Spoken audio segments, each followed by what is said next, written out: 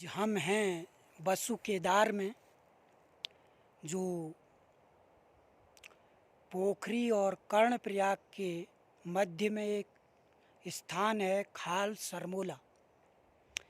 वहीं से कुछ दूर पर स्थित भगवान बसु केदार जी का धाम स्थित है, जहाँ के दर्शन करने के लिए हम यहाँ पर आए हुए हैं। और ये सामने जो एरिया दिखाई दे रहा है, जो स्थान दिखाई दे रहा है, ये है खाल सरमोला। बहुत ही भव्य वातावरण और नैसर्गिक सौंदर्यता यहाँ की। ऐसा लग रहा है मानो कि हम प्रकृति की गोद में अभी विराजमान हैं।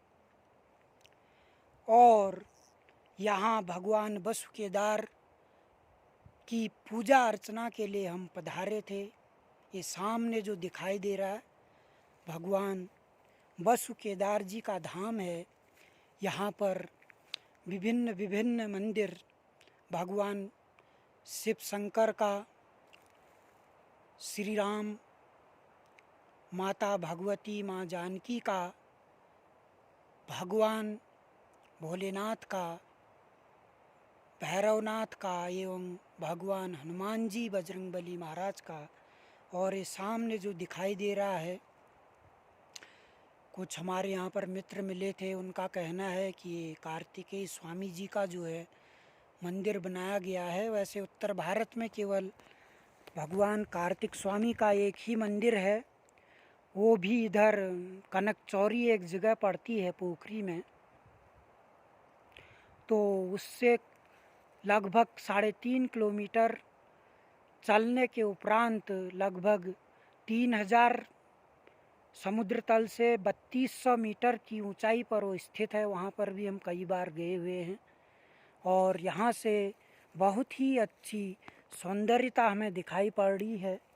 ये जो इधर का क्षेत्र है, ये नौटी एक गांव है इधर, जहाँ पर नौटियाल जी लोग रहते हैं बेसिकली। तो वो क्षेत्र ये दिखाई दे रहा है। ये कर्णप्रयाग से ऊपर का इलाका है और ये नीचे जो है ये पूरी नौटी की बेल्ट है और नीचे उससे कर्णप्रयाग का ये हाईवे भी इधर से दिखाई दे रहा है। और बहुत ही अच्छा, बहुत ही सुंदर यहाँ से दृश्य जो है, दूर दूर तक ऐसा लग रहा है सब प्रकृति गोद में बसा हुआ है। और हमारा भी इस भगवान भोलेनाथ की कृपा से यहाँ पे दूसरी बार आज मैं भगवान के दर्शन करने के लिए आया हुआ हूँ। और सबसे अच्छी बात, आज से श्रावण पक्ष, श्रावण का महीना जो है, सावन का, जो आज हरेला कर्क संक्रांति इसको कहा जाता है। आज हरियाली दिवस, वृक्षारोपण जो है विशेषतः किया जाता है कि आज का दिन हरियाली दिवस के रूप में ही मनाया जाता है। और ये बहुत पुरानी परंपरा है। ऐसे ही यहाँ पर ये दिखाई दे रहा है सामने हमारा गौचर का ये हेलीपैड दिखाई दे रहा है। उसके नीचे ये जो है हमारी ये अलकनंदा जहाँ पर ये दिखाई दे रही है, इससे थोड़ा पीछे पिंडर और अलकनंदा मिलती हैं। कर्णप्रयाग उस जगह का नाम है। तो ये जो नदी है ये भी काफ़ी दूर से भगवान बद्री विशाल के उधर से लगभग आती है। सरस्वती वहाँ पर एक नदी है, वहाँ से निकलती है और निकलते निकलते ये नीचे धौली गंगा, फिर इधर आपका ये नंदप्रयाग मिल जाते हैं, नंदप्रयाग और अलकनंदा। तो उसको फिर नंदप्रयाग कहा गया है। ये आते आते ये फिर आगे जाके इधर आगे रुद्रप्रयाग में मिलेगी। तो वहाँ से जो है रुद्रप्रयाग और अलकनंदा का जब संगम होगा, उसे फिर अलकनंदा नाम से ही जाना जाएगा। लेकिन उस विशेष जो मुख्य बिंदु है जहाँ पर वो मिलती है, वहाँ पर रुद्रप्रयाग है। फिर उससे थोड़ा और आगे जाते हैं तो श्रीनगर आता है। फिर हम थोड़ा श्रीनगर से और थोड़ा आगे की ओर बढ़ते हैं तो वहाँ पर जो है क्या नाम है, देवप्रयाग। वहाँ पर देवप्रयाग और अलकनंदा जो है ये नदियाँ दोनों आपस में मिलती हैं अलकनंदा में। और ऐसे ऐसे वहाँ से फिर गौमुख, भागीरथी जैसी देवप्रयाग और ये मिलती हैं अलकनंदा, उन्हीं से उसी दूसरे छोर से वहाँ से भागीरथी और गौमुख से जो निकलती है गंगा, वो वहाँ पर विराजमान हो जाती है। वहाँ से इस नदी का नाम, और वो जो गौमुख से आती हैं भागीरथी और गंगा, उनका नाम गंगा, वहीं पर से हमारी जो विशालकाय गंगा नदी है, भारत की हमारी तपस्थली जिसको हम माँ गंगा के नाम से जानते हैं, वहीं पर से हम उसको गंगा के नाम से पुकारते हैं। तो बहुत ही अच्छा ये क्षेत्र देखिए, बहुत ही यहाँ की अच्छी ये सौंदर्यता, इस सौंदर्यता के बारे में आप जितना कहें वो कम है। बहुत ही सुंदर ये चीड़ों के पेड़, अगर यहाँ पर बाँझ होते तो और यहाँ पर हरियाली और यहाँ पर शांति और अलग होती, और अलग सौंदर्यता होती। ये हमारे मित्र यहाँ पर प्रदीप कठैत जी भी बैठे हुए हैं। ये हम दोनों आज यहाँ पर बड़ा सौभाग्य का ये आज दिन है कि हरियाली के दिन हम लोग यहाँ पर जो है यहाँ पर मिलने आए।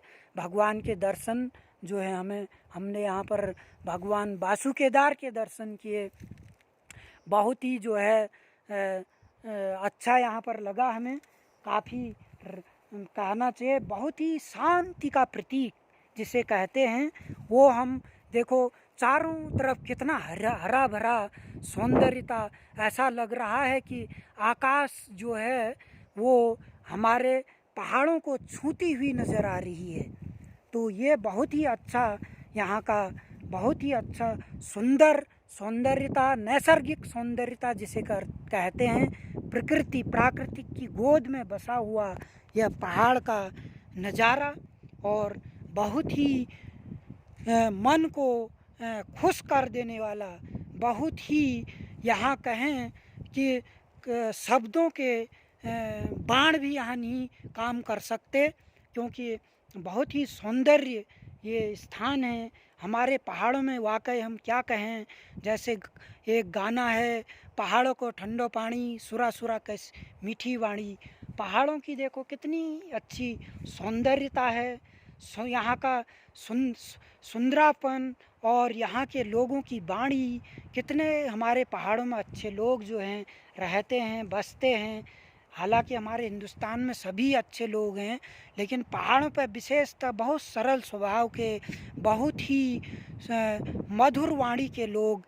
ये यहाँ पर ये हेलीपैड के नीचे ये जो ट्रैक आपको खोदा हुआ सा प्रतीत हो रहा है, यहाँ पर ये रेलवे लाइन आ रही है आजकल, उसका जो निर्माण कार्य जो है यहाँ पर हो रहा है। काफ़ी ये ऋषिकेश से कर्णप्रयाग तक की रेलवे लाइन जो है अभी इसका जो निर्माण कार्य है वो गतिमान है। ये नीले रंग के छोटे छोटे ढाबे बनाए गए हुए हैं, ये सब रेलवे का ही ट्रैक इनके समीप से गुजरने वाला है। ये जब सब रेलवे निर्माण करने के लिए लोग यहाँ पर पधारे हुए हैं, उन्होंने अपने रहने के लिए छोटी छोटी कुटियाएँ बनाई हुई हैं। तो बहुत ही अच्छा आज हमें यहाँ पर अच्छा लगा। और हमारे यहाँ पर एक बाबा जी मिले, उन्होंने बहुत यहाँ का काफ़ी 4-5 सालों से वो कह रहे थे कि हम यहाँ पर तपस्या कर रहे हैं। और वो इधर टनकपुर ये जो हमारा पड़ता है लोहाघाट चंपावत, उस एरिया बॉर्डर नेपाल और हिंदुस्तान के बॉर्डर के वो रहने वाले हैं। और उसके अलावा भी यहाँ पर 2 मित्र मिले थे, यहीं के एक सरमूला के थे, नाम तो मैं उनका नहीं पूछ पाया। और एक हमारे शिक्षक मित्र मिले थे मिस्टर कठैत साहब। आज यहाँ पर एक सबसे बड़ी एक चीज़ देखने को और मिली, 2 कठैत मिल गए, एक तो हमारे साथ आए हुए थे, एक वो भी कठैत निकल गए। तो बहुत ही अच्छा आज यहाँ हमें लगा। अब मैं अपने मित्र कठैत जी से कहूँगा प्लीज़ 2 मिनट यहाँ पर आएँ आप, मैं भी वीडियो में जो है अपने को प्रदर्शित करना चाहता हूँ कि वो मेरा ज़रा चेहरा दिखाएं और वो भी कुछ बताएं। तो बहुत ही अच्छा आज भगवान केदार की हम यहाँ पर उनके दर्शन करके हम बहुत ही जोश है, एक नई एनर्जी, नया एक ऊर्जा का स्रोत मिला, चलने को मिला।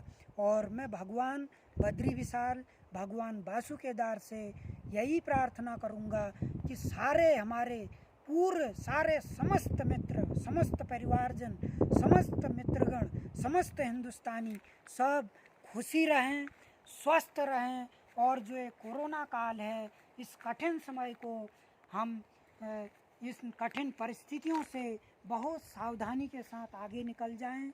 इन्हीं शब्दों के साथ में जय बासु केदार, जय बद्री विशाल, इन्हीं शब्दों से यहाँ की नैसर्गिक सौंदर्यता का आनंद लेते हुए सबको पुनः नमस्कार करूँगा। और बहुत ही आज मुझे बहुत अच्छा जोश, यहाँ नई ऊर्जा, ये ऊर्जा हमें दिन प्रतिदिन मिले, हमें भगवान सकारात्मकता की ओर ले चले, बिल्कुल नेगेटिव जो एनर्जी है उसको बिल्कुल ख़त्म कर दे। हम अच्छे स्वस्थ तन मन धन सब साथ लेकर अच्छा कार्य करें, अच्छे प्रगति करें, हम किसी के कार्यों में बाधा ना डालें, ये मैं प्रतिज्ञा करता हूँ भगवान बद्री विशाल, भगवान बासु केदार से। जय बासु केदार, बासु केदार जी की धरती को नमन है। जय हो बासु केदार बाबा की जय, की जय, की जय। जय भोलेनाथ।